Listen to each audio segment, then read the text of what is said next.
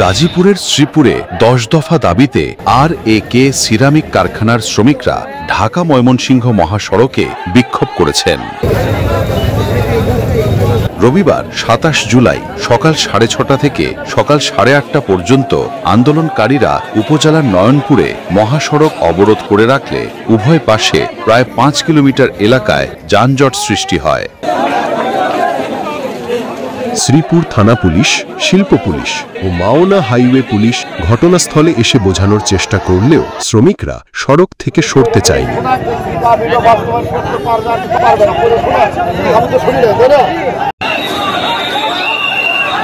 সকাল 8:30টার দিকে police tear gas নিক্ষেপ করে শ্রমিকদের সরিয়ে দেওয়ার পর সড়কে যানবাহন চলাচল স্বাভাবিক হয়।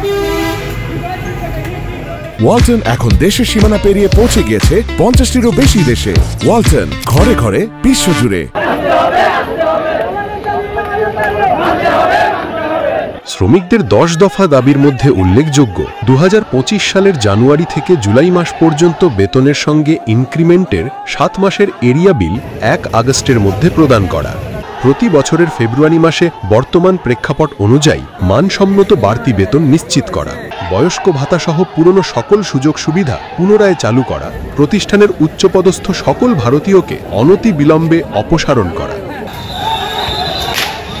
দীর্ঘদিন ধরে এসব দাবি জানিয়ে এলেও কারখানা কর্তৃপক্ষ কোনো সমাধান না করায় আন্দোলনে নেমেছেন বলে জানান শ্রমিকেরা।